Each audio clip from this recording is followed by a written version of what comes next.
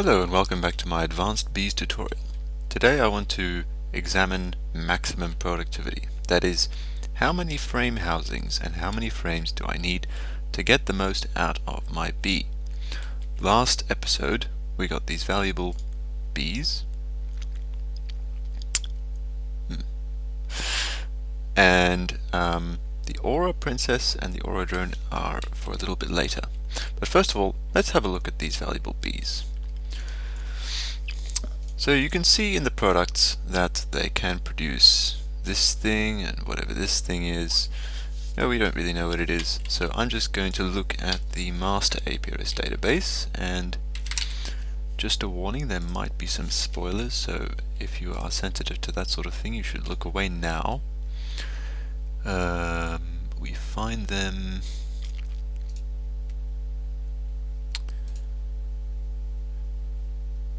I don't know which branch they're in, so I'm just going to quickly find them. There we go. Okay, so they produce this platinum comb every 2.5 hours. Where does this number come from, you may ask yourself? Well, the way this is calculated is they take the base chance of the comb to be produced, which in the case of the platinum comb is 1%, multiply that by the speed multiplier, which in the case of this bee is slowest is 0.3, so it's 1% times 0.3, and then ask what is the expected rate given that the alveoli tick is 27.5 seconds. In other words, every 27.5 seconds we have a 0.03 chance of producing this thing. Sorry, not 0.03, 0.3% chance of producing this platinum comb. So every 27.5 seconds we have a 0.3% chance of producing a platinum comb. How long would we expect to produce one? And the time for that is approximately 2.5 hours. That's how this is calculated, and this is calculated the same way, except with a different base probability. So this is based entirely on that. Of course, you will not normally see this because the only time you would ever get this at an average of 2.5 hours is in an alveoli with no frame housings, because the production rate is also affected by the number of frames and also whether it's an apiary or an alveoli. The alveoli's base production modifier is 1. Every time you add a frame of one of the normal frame types, say the proven frame, it doubles it, so it goes from 1 to 2 and then to 4 and then to 8 and so on. The apiary's base modifier is 0.1, so if you add 2 frames that would be 0.4, 3 frames is 0.8, so the maximum number of frames in an apiary is not even as productive as an alveoli. So now, let's ask the question, exactly how many frames do we need to make this valuable princess produce at the maximum possible rate? Wow, I look terrible. I'm going to relog, just a minute. Better.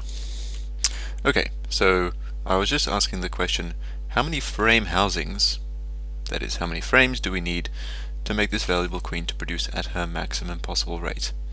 Now the formula is a little bit complicated, so first we need to figure out how exactly is the production calculated.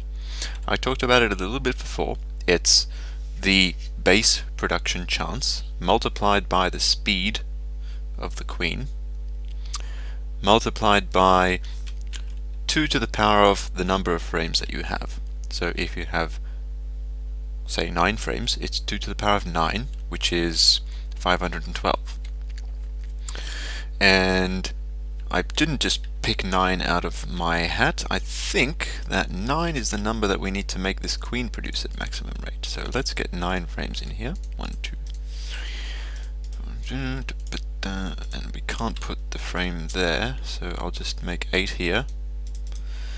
And let's see, let's put another one there. So we got 9 frames. I'm just going to check that and I'll be right back. Okay, good, I was on track. It is 9 frames. So I'm going to give myself 9 frames, and then I'll run the test and I will show you the results. Alright, I have 9 frames in here. They are the proven frames, so they should last as long as the queen does, whatever she is. One other thing to consider is, how much do we expect? Well, we expect 100% every single alveoli tick, and the lifespan of this queen is shorter, which means that she lasts for, I think, 35 alveoli ticks. No, it's 30. So we should expect 30 platinum combs in there when it's done. So I'll run the test and then you will see. Alright, my valuable bees have gone through, and as you can see I was wrong about the number of life ticks that they had. They had 20, not 30. That's what the second shortest life is, 20, because the shortest life is 10. So the formula for calculating the the number of frames we need to maximize the production of this specialty is rounding up to the nearest whole number, log to the base 2 of 1 over the speed of the queen multiplied by the base chance. So the base chance for this is 1%, so that would be 0.01. The speed multiplier of this queen is she's slowest, so that's 0.3. 0.3 times 0.01 is 0.003. 0.003 times 256, which is 2 to the power of 8, is less than 1, multiplied by 512, which is 2 to the power of 9, is more than 1. So 9 frames will give us 100%, because we can never get more than 100% productivity. Now you will notice that we get double the number of rocky combs as platinum combs, and that is what we're going to look at in the next section. Alright, before, when we ran our valuable bee, we were testing for the specialty. The specialty has a very low chance of being produced for that bee versus the normal comb, so we saw double the number of normal combs as specialties.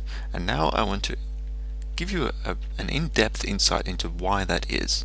This is where this stuff gets a little bit complicated, but trust me, I will take you through it, no problem at all. So, why do I have a jaded princess? A jaded doctoral princess, in fact. The reason is because the jaded bee has a bunch of different specialties and one normal product, and the doctoral bee has a bunch of normal products and one specialty. So, this is what I did yesterday actually. I ran these bees to figure out what actually gets produced, because I noticed in my testing that sometimes when I would try to mutate a bee that was a hybrid, I would get a comb from both of them, from the recessive trait and from the dominant trait, or as the B-ELIZA says, from the active trait and from the inactive trait. So if that is the case, exactly how much of each do we get? That is the question I ask myself, and the answer is not quite as simple as I thought it was going to be. So I'm going to run these guys for you, and we will find out what is the result. Whoops, better just make sure. We need 4 frames, so I will just put some frames. 1, 2, 3, 4. Right, I'm going to put these frames in, and I'm going to show you what the product is. I've chose 4 frames for a very particular reason. So, see you in a bit. Okay, we have finished running the doctoral jaded hybrids, and this is the result. This is a fantastic result. So, we maximally produced honeycombs, which is a main product of the jaded princess. We maximally produced pollen, which is a specialty of the jaded princess. We also maximally produced indigo combs, which is a specialty of the jaded princess. But look here, dripping combs, a normal product of the doctoral bee. We got maximum of that as well. Phased pollen, this is a normal product of the doctoral bee. We did not get that maximally, but because it has a different percentage chance from the dripping comb. I will explain to you in a second. This is exactly the sort of amount that we expected. Again, with the mysterious combs, same situation. This is not a specialty, it's a normal product of the doctoral bee, and we got a similar amount to how much we expected. So, how much phase pollen do we expect? Well, the phase pollen has a 19% chance as a dominant trait. So as a recessive trait, it has 19 over 2, which is 9.5, rounded down, which is 9% probability. Speed of the queen was 0.6, because she was slower. So it's 0.09 times 0.6 times the number of frames, which we had 4 in total. So that's 2 to the 4, which is 16.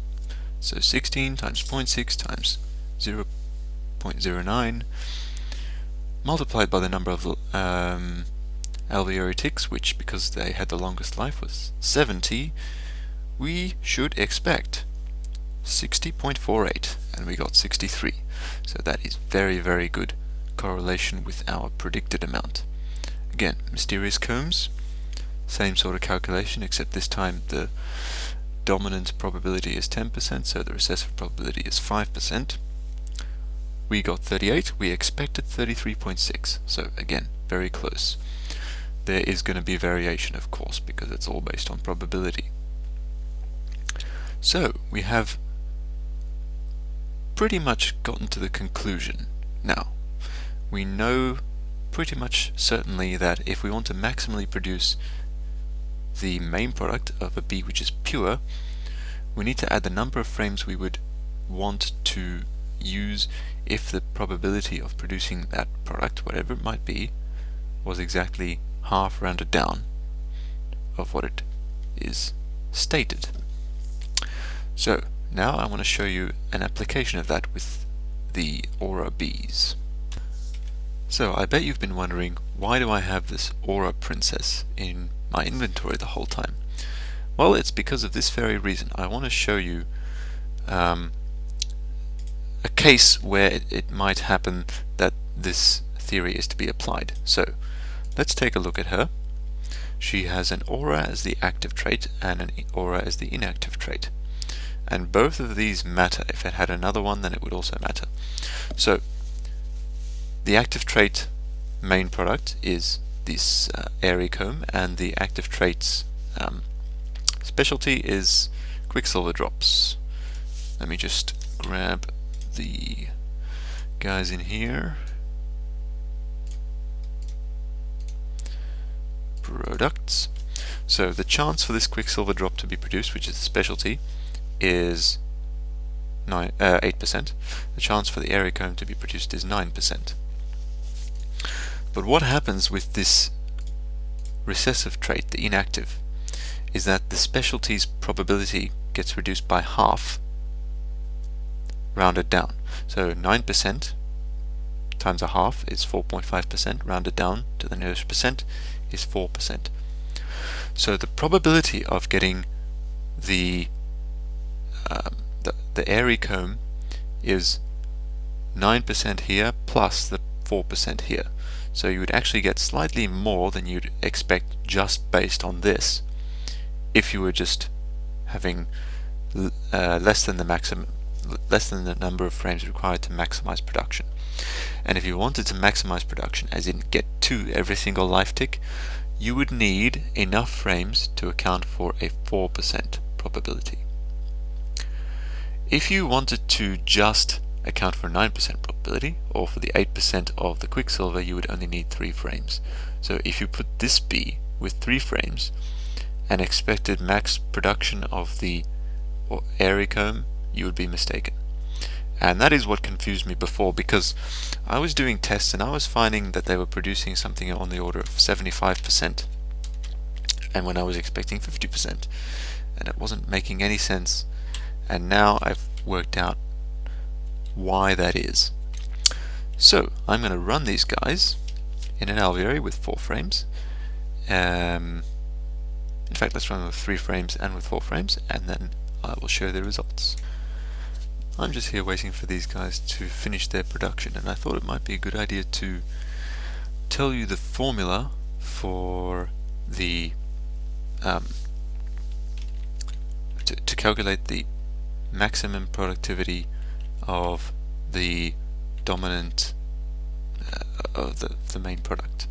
So the main product, take whatever chance it is. So you look up in your database, say we look up this thing, says every 5.1 minutes, you calculate the chance, figure out the speed of the queen, then divide the chance by 2, then calculate the number of frames as before. So you just use the base chance divided by 2 instead of the normal base chance. And then it's still log 2 of 1 over the speed of the queen multiplied by the base chance divided by 2. And that is all there is to it. And we are done, and we have results. I love results. Look at this. We got maximum productivity of these airy combs and maximum of the quicksilver drops. These bees have a shortened life, which is 35 life ticks. 35 times 2 is 70. So we got 35 times 2 airy combs. So that means that we maximally produce the airy comb at the dominant side, and we also maximally produce it at the recessive side, or the inactive side. And that was with 4 frame housings. So here we had 3 frames. If you don't believe me, the other frame is in there. And we got maximally produced quicksilver drops, but not maximally produced airy combs. So I just want to split this up for reasons that will become apparent very soon. So supposing that we maximally produced the airy comb at the dominant side, how much would we expect at the recessive side? Well, the airy comb has a 9% probability, as I said before, so it's 4% for the recessive trait, the inactive trait. 4% times 1.7 for the speed of the queen times 8 for the number of frames multiplied by 35 life ticks is equal to 19.04, and we got 20. So that agrees very, very well with our theory. So that is kind of all I wanted to talk about in this series, or rather in this episode. In the next episode, I want to take a look at the bees that modify the aura. Thank you very much for watching. I hope you found this useful, and I would have when I started. So please share it with your friends if you did. Thanks again for watching, and I hope you have a good day.